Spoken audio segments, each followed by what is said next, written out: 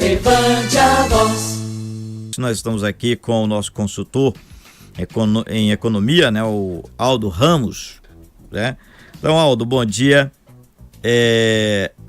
O pessoal tem chegado bastante no banco, o pessoal pergunta, a gente fica até desanimado para dizer assim, quanto é que está rendendo a poupança?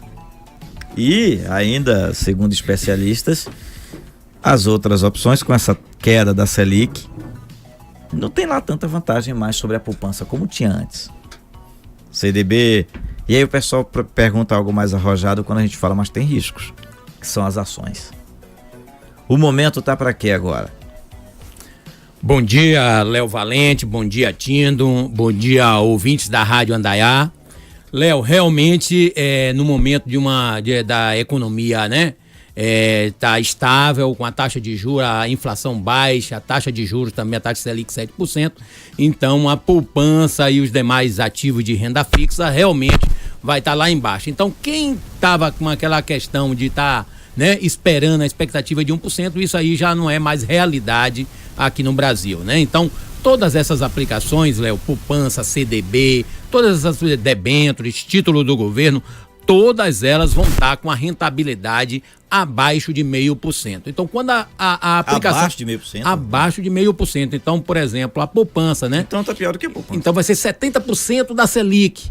Então, quer dizer, todas essas aplicações, tem aplicações, por exemplo, de fundo de investimento, Léo, que dependendo da taxa de administração, os bancos vão ter que rever toda essa taxa de administração, porque uma taxa de administração que era cobrada em torno de 4%, ela vai dar o quê? 0,2% de rentabilidade em fundo de investimento. Entendeu? Com uma rentabilidade de 1%, ela vai ficar em torno de 0,3%, 0,4% a rentabilidade. Então aí o cenário é bastante positivo para o mercado de ações. Agora o que a gente sempre diz é o seguinte, Léo, é um tipo de operação de investimento de risco. Então as pessoas têm que ir lá verificar com o corretor, com o banco, o banco aplica um questionário e verifica o perfil. Se você, meu amigo ouvinte, tiver um perfil arrojado, sabendo-se que há uma oscilação tanto para cima quanto para baixo no mercado de ações, então encare, porque 2018 vai ser um ano favorável para o mercado de ações. Então, só para você ter um exemplo, eu peguei aqui o perfil de 4 ações. Então, a Petrobras, por exemplo, PETR4, né? A ação da Petrobras. Então, quem comprou no dia 21 de junho essa ação estava R$ 11,64. Ontem, 18 de janeiro, ela fechou em 18,22, ou seja, deu 56,53% de rentabilidade. Então, Léo, quem aplicou, por exemplo, R$10 mil, né, no dia 21 de junho, hoje está em torno de R$15.600. Então, essa ação, por exemplo, da Petrobras, que houve a desvinculação, né? A BRDT, que é a distribuidora da Petrobras, então houve a IPO, que é justamente a questão dos investimentos, a oferta inicial de ação é chamada IPO. Então, essa ação, por exemplo, no dia 18 de dezembro, que foi a leilão, ela saiu no dia 18 de dezembro a R$15. Ontem ela fechou a R$17,90, ou seja, em 30 dias, 31 dias, Léo, ela houve uma rentabilidade de 19,33%, ou seja, em torno de 20%. Então, quem aplicou 10 mil há 30 dias atrás, há 31 dias atrás, hoje está com R$12 mil lá. Isso em um mês. Em um mês. Em um mês, não tem realmente rentabilidade, não tem nada. Agora, só que é o seguinte, é muito comum, Aldo, o medo do pessoal, o conservadorismo do pessoal, em cima do risco de perder também, né? Então, qual a dica, como saber, qual aquela... Existem ações seguras que você diga, você pode até não ganhar muito, mas não vai perder? É o que? É de acordo com o tamanho da empresa? Como é isso aí? Isso aí são vários fatores, né? Então, existe 2 tipos de análise para você comprar ações. É chamado análise fundamentalista, onde os especialistas, economistas, fazem uma análise da empresa e verifica a perspectiva de crescimento daquela empresa. Então, isso aí é para quem quer fazer uma aplicação de longo prazo. E existe a chamada análise técnica, onde você, por exemplo, você coloca no Google lá, né? Petrobras, PETR4. Você aí vai estar lá verificando, analisando o gráfico. O histórico dele também. O histórico dele de certo. 1 dia, 5 dias, um mês, 1 ano e 5 anos. Então você faz análise daquele gráfico ali e ali a recomendação é essa. No mercado de ações, as pessoas, quando vê uma notícia bastante favorável de elevação, aí é que ela compra, mas na verdade é o momento de saída. Então, no momento da baixa, que é o momento da compra, e no momento que ela estiver lá em cima, é no momento de você sair, para depois, quando ela cair o preço, você entrar. Agora, só que é o seguinte, a gente sempre diz que o lado direito do gráfico é algo extremamente difícil para você saber o momento exato. Então, você precisa ter um conhecimento bastante profundo, você tem que ler, você tem que pesquisar no Google, colocar, verificar. Está bem orientado, né? Os bancos corretores. Aí você, por exemplo, no próprio banco, você vai estar consultando o seu gerente, entendeu? Aí... O pessoal fala muito alto, desculpa interromper, ações da Apple, do Face, que valorizam muito, né, as ações que parece que juntando as empresas todas que estão do Brasil não dá uma Apple, parece, né?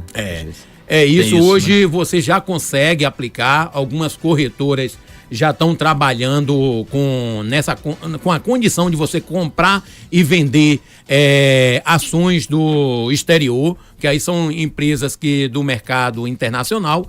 Então você, inclusive há uma recomendação de proteção, então você não aplicar apenas em ações do mercado brasileiro, você também aplicar, né? Então, Léo, aqui é o seguinte, ó, a gente tem 8 dicas aqui em relação inicial para o investidor tá pensando já nesse mercado de ações. Você começa devagarinho, você vai se familiarizando. Então, existe 3 formas de você aplicar em ações, né? Então, você tem o fundo de ações, que isso aí é administrado pelo banco e pela corretora. Então, se você ainda não tem o conhecimento de estar lá baixando um aplicativo chamado Home Broker, então você começa conversando com o gerente, aplica o fundo de ações. Agora, a vantagem na questão do fundo de ações é que você não precisa ter todo esse conhecimento e lá o próprio banco vai estar te orientando em relação a esse fundo de investimento. A outra é o clube de investimento, onde de 3 a 150 pessoas mais ou menos se reúne e começa a fazer esse tipo de aplicação. E a outra, Léo, que eu acho que é melhor para todo mundo agora, desde quando você tenha um certo conhecimento, é você baixar o aplicativo do banco de investimento chamado Home Broker. Então você pode baixar o aplicativo para não entrar em algo que venha. O Itaú, o Bradesco, o Banco Brasil, todos os bancos têm lá o aplicativo Home Broker, onde você pode estar fazendo. A vantagem entre fundo de ações e ações, por quê? Sim. Até R$20 mil, você operando isso no mercado de Home Broker, em ações, você mesmo fazer a operação, você é isento do imposto de renda. Então você comprar e vender até 20 mil. Até R$20 mil dentro de um mês, né? Tem que acumular no máximo 20 mil. Você está totalmente isento do imposto de renda. Enquanto no fundo de ações, você vai pagar, você aplica, quando você resgatar, você paga 15% na questão sobre a rentabilidade. Sobre a rentabilidade. Sobre a rentabilidade você paga 15% e você, além disso, ainda você paga a taxa de administração ao banco. Né? Tino, você se espantou aí quando eu falei daí, pô, isso aqui tudo bem que é uma notícia de 2015, mas de lá pra cá também não deve estar diferente, né? Diz que a Apple já valia naquela época mais do que toda a bolsa brasileira. Verdade. Pra você ter ideia. Né? A nossa maior valorização aí, acho que a maior ainda é Petrobras, Vale, né? As maiores, não é isso, Paulo? São as maiores, a gente tem toda essa desconfiança. Recentemente teve que pagar, né, indenização aos investidores americanos, né? Os investidores brasileiros questionaram também. Lucro da Petrobras decepciona e ações caem forte na bolsa. Fica muito aquela coisa assim atrelada ao lucro e a interferência política pesa muito, né, Aldo? Pesa. Então, esses escândalos aí mesmo, verdade. Quem aplicou lá. Esse momento, por exemplo, de Lula lá, então o próprio mercado como um todo, a decisão, o que é que vai acontecer em relação a Lula, então isso afeta diretamente a Bovespa, né? As eleições também a mesma coisa. Então, todo esse cenário aí econômico e político, tudo isso afeta diretamente, porque uma coisa chamada precificação. Então, você coloca o preço da ação em função da expectativa do que vai acontecer lá no futuro, aí a própria ação já é marcada no momento atual, né, Léo? E outra coisa assim, para você, ouvinte, entender um pouquinho, existe uma coisa chamada ticker, que é o código da ação. Então, Petrobras, por exemplo, então, existe ações ordinária e a preferencial. A preferencial é aquela que dá preferência à questão dos rendimentos. E a ordinária é aquela que dá o direito de voto. Então, A Petrobras, por exemplo, sempre são 4 letras. PETR, né, é o nome da ação da Petrobras. A letra, aí tem o numeral. O numeral 3 significa que é uma ação ordinária. O numeral de 4 a 8 significa que é uma ação preferencial. E geralmente essas ações, Léo, existe a operação normal e a operação day trade. Então, quando você faz uma operação do mercado de ações que você compra e vende no mesmo dia, aí é uma operação day trade e aí você paga o imposto de renda. Então, para você não pagar o imposto de renda em valores até R$20 mil, tem que ser uma operação normal e você tem que ter pelo menos dormir um dia com essa ação. Então, de um dia para o outro, aí você não tem o pagamento do imposto de renda até R$20 mil. Agora, se você comprar e vender no mesmo dia, que é o chamado mercado intraday ou day trade, aí você paga o imposto de renda. Agora, o mercado ele negocia, Léo, geralmente com um lote de padrão, 100 ações. Então, por exemplo, uma ação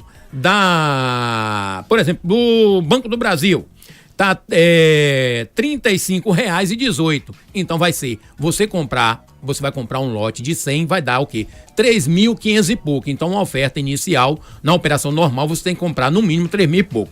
Só que aí também tem um mercado fracionário. Então, nesse código chamado ticker, aí você vai ver lá, Petrobras, PETR3. Aí, para você comprar 4, 5 ações, aí você verifica o código atrás dessas letras, desse número, vai aparecer no final a letra F, que significa o mercado fracionário. Então, Léo, essa questão das ações, eu estou estudando essa questão de uma plataforma educacional para logo a gente, que é uma política do próprio Banco Central, a questão da educação financeira. O brasileiro como um todo, no geral, ele precisa aprofundar. Então, a meta da política monetária do Banco Central é a questão da formação, da educação financeira do brasileiro, se aprofundar nesse conhecimento. A exemplo do que acontece na Europa, nos Estados Unidos, o cara já, nas escolas, ele já tem, o adolescente, o menino, ele já tem um conhecimento do mercado de ações. E no Brasil, ainda a gente está caminhando ainda a passo muito lento, e o nosso propósito, Léo, daqui a em torno de uns 60 dias a gente já ter essa plataforma educacional e a gente vai mostrar passo a passo como aplicar em ações. Muito bem, Aldo, muito obrigado e até a próxima oportunidade, a próxima sexta. Um grande abraço. Levante a voz.